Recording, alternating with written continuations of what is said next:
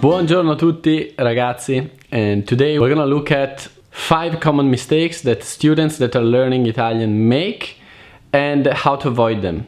Number 1 is double consonants. You need to pay attention to the pronunciation of double consonants, because if you don't pronounce them, you might change the meaning of a word in Italian.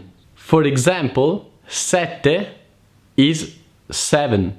But if you say sete, it means thirst. Cassa means box, but casa means home. Yet penna is pen, and pena is punishment.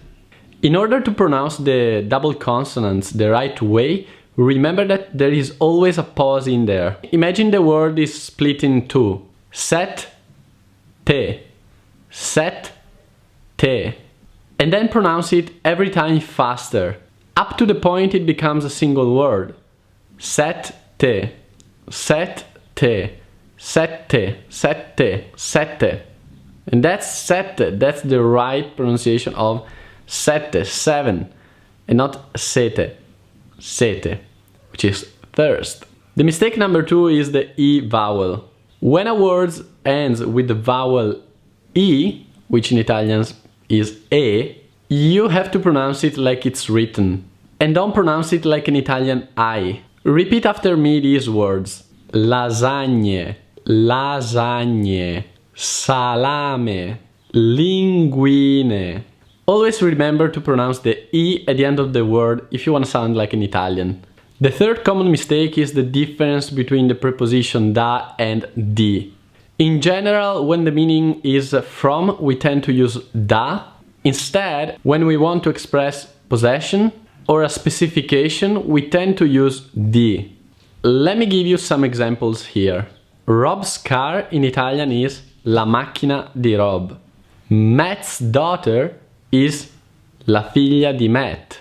But if you want to say we drove from Milan to Rome, you have to say abbiamo guidato da Milano a Roma. And also, the shop is open from Tuesdays to Saturdays. Il negozio è aperto da martedì a sabato. The fourth mistake is that in Italian we have 2 auxiliary verbs, essere, to be, and avere, to have.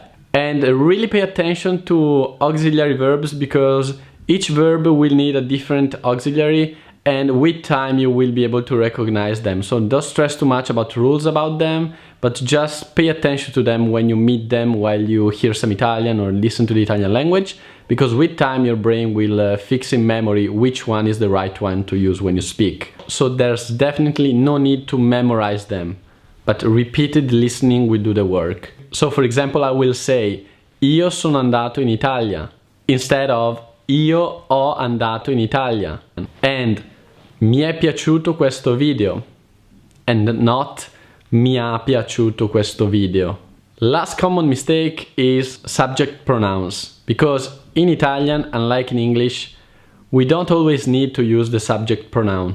Io, tu, lui, lei, esso, noi, voi, loro, because you'll already understand it from how the verb is conjugated. It's not wrong to include a subject pronoun in a sentence, but it's often repetitive. You will say come stai and not tu come stai, and you will answer sto bene and not io sto bene. So guys, listen to the video repeatedly to better absorb the language and understand the common pitfalls that you can encounter when you're gonna speak Italian. And again, as always, let me know if you like these type of videos, because I will do more of the videos that you enjoy the most. I always remind you that in the description you can find a very good dialogue with some common words, etc., that you can start to use as a PDF with audio to start learning Italian. It's a free PDF, so you can download it.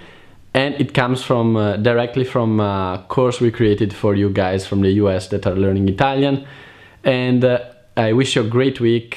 Leave a like and subscribe if you want more material to learn Italian in the future as well. And we are gonna see each other in the next video.